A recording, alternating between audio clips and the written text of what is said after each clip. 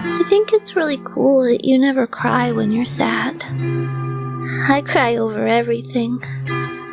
Even little stuff. I don't know why. But you just had the worst thing that ever happened to you just now. And you're not crying at all.